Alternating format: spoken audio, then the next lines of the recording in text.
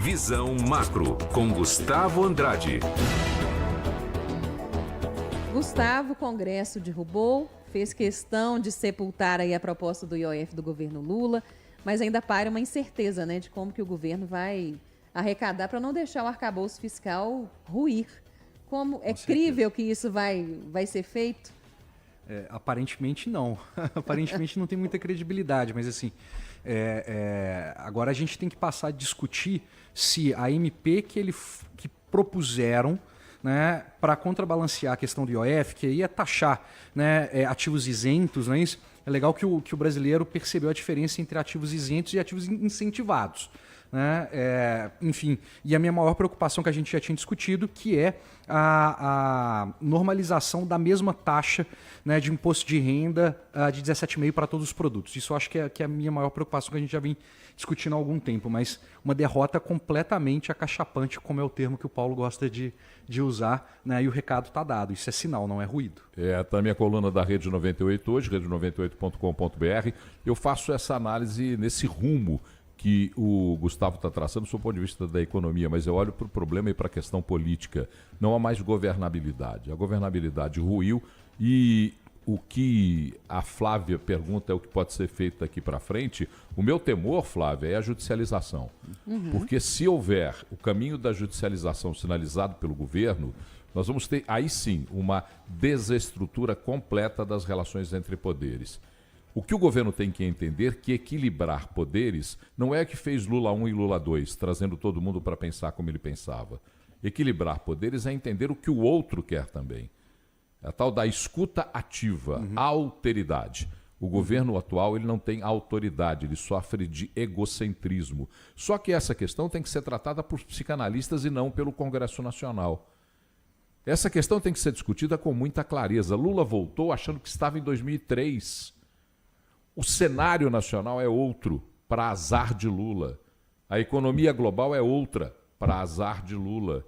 Então, se ele não entender que essa derrota lhe impõe uma necessidade de voltar atrás e de repensar, e aí eu devolvo a pergunta para o Gustavo.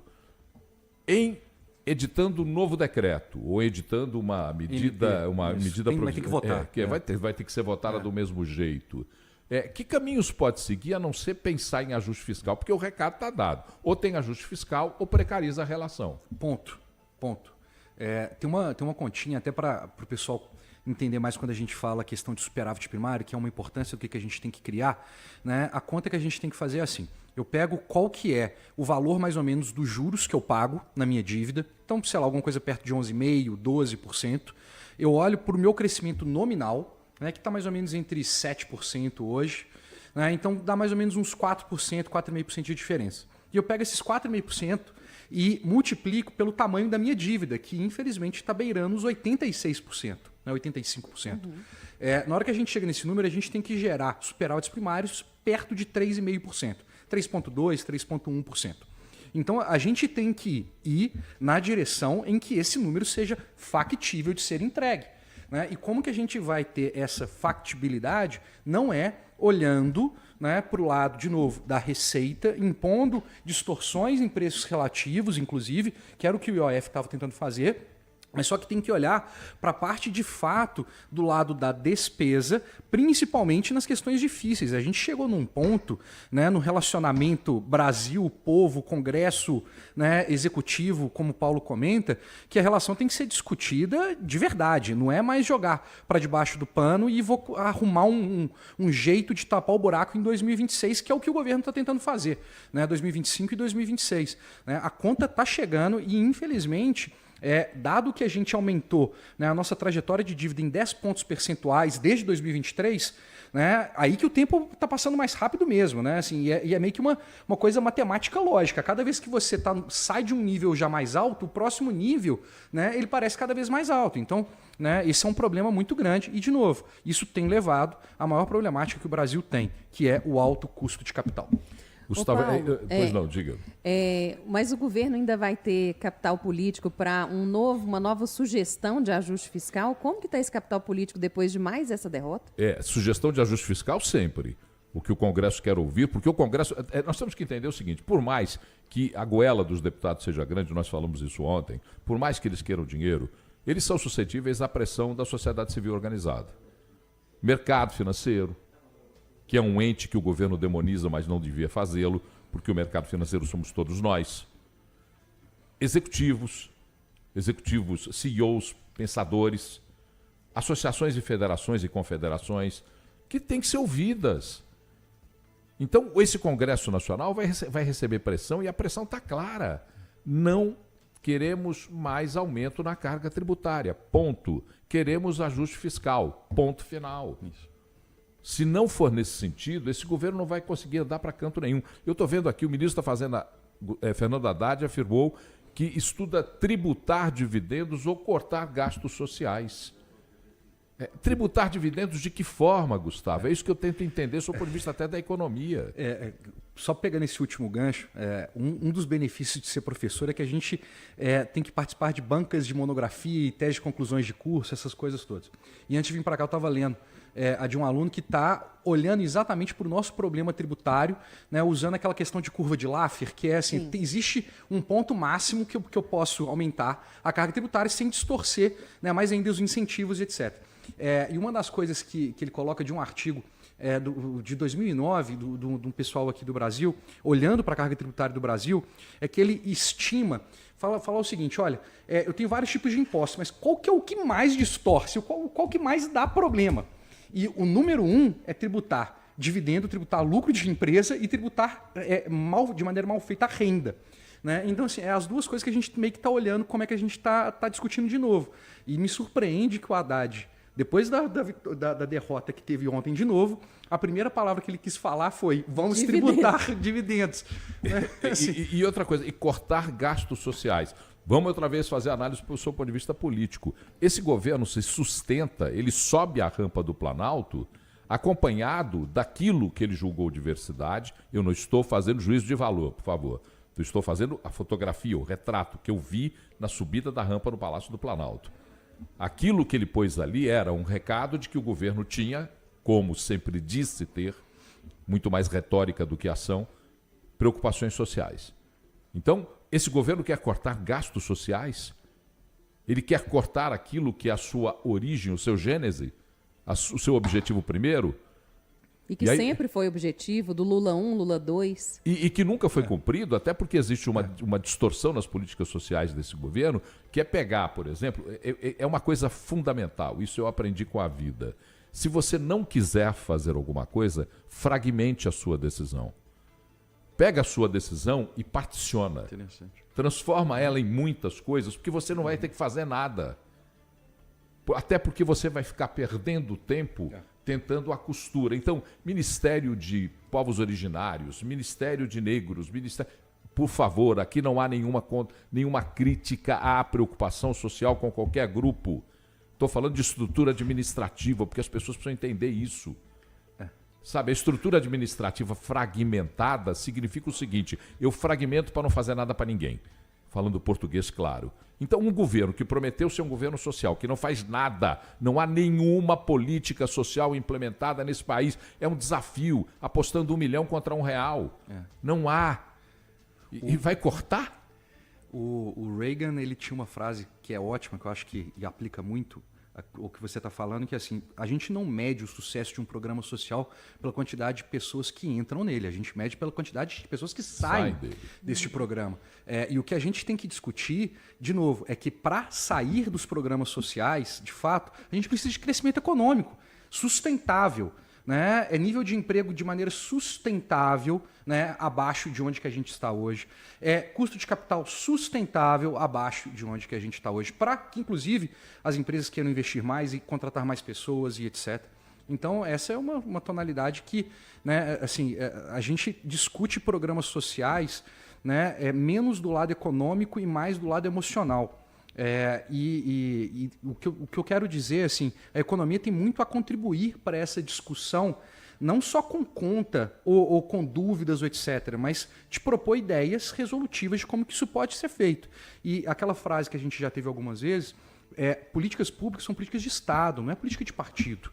Né? E políticas que abordam esse trade-off entre eficiência e equidade é a palavrinha, né, do bem-estar social, né, é política de Estado, ponto. Né? Então é isso que a gente deveria pensar. E política social só se faz de verdade, Flávia, e Gustavo e aqueles que estão nos acompanhando, só se faz política social de verdade se você incluir, primeiro, os setores que são responsáveis pelo desenvolvimento econômico. O Gustavo disse muito bem e muito claramente, você não pode fazer política social dentro de gabinete. Políticas sociais são planejadas junto com quem movimenta a economia. Não há política de justiça social maior do que proporcionar renda, emprego e renda. Não tem outra. Não tem outra política social. Então, é preciso que o governo tem que entender que planos assistenciais ou assistencialistas, como é a maioria dos planos que o governo faz, planos assistencialistas, eles só têm porta de entrada. Um plano assistencial, como bem lembrou a fala do Reagan, ele deve ter a porta de entrada, o percurso de formação para transformar a vida daquele que entrou, por um motivo simples, é porque tem mais gente para entrar. Não é nem porque você tem que tirar o cara, não. É porque tem mais gente para entrar. Programas assistencialistas, eles se compartimentam e vão ampliando tudo através do favor político e nunca do desenvolvimento de quem está envolvido nele. Perfeito. Olha, é incrível. Ontem eu conversava com uma pessoa que é proprietária de uma rede de cafeterias. Você sabe qual é o problema hoje para manter uma rede de cafeterias? Mão de obra. Você sabe qual é o problema hoje para quem está, e agora eu vou falar no plano real, para quem está agora, plano real não, no plano da realidade, para quem está agora com uma pequena propriedade rural produzindo, é encontrar mão de obra para quem lhe puxa uma cerca que foi arrebentada. Nós estamos diante de um dilema de desenvolvimento. Isso. Então não adianta ficar dando recurso de maneira gratuita. Ah, mas isso é elitismo de você, que é classe média. Não! Para de pensar desse jeito. É apelo para a consciência. Parem de pensar dessa maneira. Programas sociais devem estar envolvendo processos de inclusão das pessoas na roda do desenvolvimento e não mantê-las à margem dessa roda, tirando dinheiro e dando-lhes para que eles tentem entrar nessa roda, porque nunca vão entrar. Com migalha, ninguém come baguete. Perfeito. Ponto de vista, não tem jeito. Vamos passar à frente falando de economia. Bora. Continuamos falando de economia, porque o número de inadimplentes em Belo Horizonte subiu 2,81% em maio. E as mulheres são as que mais estão devendo. Um levantamento feito pela CDL mostra que o valor médio das dívidas passa dos R$5 mil. O principal grupo com contas atrasadas é o de pessoas entre 40 e 64 anos. Qual que é o motivo disso? Segundo a CDL, juros altos, inflação teimosa, contas básicas que não podem esperar e o uso pesado indiscriminado do cartão de crédito. Só entre março e maio a inadimplência deu o maior salto nos últimos 12 meses. Seria isso mesmo, Gustavo? Cartão de crédito e contas básicas precisando ser pagas, assim, elas não podem deixar de ser pagas? Acho que sim. E esse é um belo do indicador antecedente, né? Assim, essa explosão do nível de inadimplência, ela antecede, né, a desaceleração econômica lá para frente. Então a gente já tem discutido isso e é um ponto importante. E o que chama a atenção, você falou de contas básicas, né? Uhum. A gente vai discutir daqui a pouco o IPCA 15. O principal componente que puxou o IPCA foi a habitação. Né, que são contas básicas, principalmente na energia elétrica que teve a revisão tarifária, etc., mas só que outras contas básicas, plano de saúde, enfim, coisas que não são discricionárias. Né? A grande problemática que eu acho que tem que sempre colocar em pauta, né, com uma coragem de conta simples, conta de padeiro, né, que é o respeito e o bom planejamento do orçamento familiar. Né? Grande parte da inadimplência do Brasil ou de outros países acontecem pelo peso desproporcional dos gastos discricionários dentro de um orçamento familiar, não respeitando, de fato, a real renda disponível. Né? E renda disponível, quando a gente fala, meu salário salário menos o meu imposto de renda. Ponto. A inflação ainda entra depois. A grande questão, assim, mesmo que a renda disponível possa acompanhar de alguma maneira a variação da inflação, também tem um outro componente aqui muito relevante, que é a diferença que cada grupo familiar, não só com seu orçamento diferente, tem da proposta da cesta de consumo. Cada um consome coisas completamente diferentes. E quando a gente olha para dados de cartão de crédito, a gente olha isso muito, né? Porque, em geral, o cartão de crédito tem muito mais a ver com gastos razoavelmente discricionários do que tem a ver com gastos que chega o boleto para você pagar, por assim dizer. Parece que é uma brincadeira meio simplória, assim, é o meio de pagamento que você está usando, mas isso traz uma informação razoável, né, que a gente tem. E, infelizmente, né, Belo Horizonte, inclusive, tem, né, não só andado como o nível de preço tem andado a nível nacional, mas em alguns itens até muito mais, né? Inclusive a própria revisão tarifária que teve, né, de energia elétrica pegou muito mais Belo Horizonte do que outras cidades, inclusive. Esse descontrole, Gustavo, ele seria um somatório de, primeiro, falta educação financeira e, segundo, eu quero melhorar, ter uma vida mais confortável. Somando isso tudo, gera a dívida do cartão de crédito? Acho que você colocou muito bem mesmo. E o primeiro ponto é o mais relevante. A gente já discutiu isso lá atrás. Eu sou um mega entusiasta de propostas estruturantes, de como que a gente tem que levar a educação, né, financeira logo ali na parte da escola, primeira infância. Né? E isso tem um ganho impressionante ao longo do tempo do uso dos recursos, não só com segurança, mas da real, né, capacidade de poupança das pessoas. E como é que você perpetua isso? Né? Porque quando a gente não tem uma fonte de renda, a gente tem que despoupar, isso faz parte. Mas o problema maior está quando eu não tenho essa poupança construída, essa reserva construída, aí que eu vou usar o cartão de crédito, que é o crédito mais caro. É o dinheiro a mais que você tem, vamos dizer assim. E caro, né? E caro. Então, assim, eu acho que você coloca isso muito bem. Né? O Brasil, assim como, né, vários outros países, não tem um planejamento central de como olhar para a educação financeira. E isso não é só por classe social, não, tá? Eu falo assim, pessoas, né, com mais escolaridade, com mais riqueza, etc., também não sabem discutir esse ponto. Né? Pessoas gastam, em geral, mais do que podem gastar. Isso é muito factível.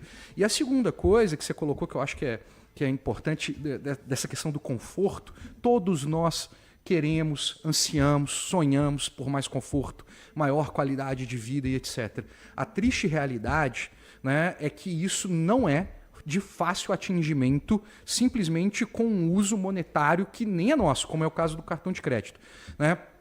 Tem uma frase, eu vou parafrasear, né, um membro da minha família, né, que ele fala assim, primeiro corre-se atrás do seu sustento, depois corre-se atrás dos seus sonhos.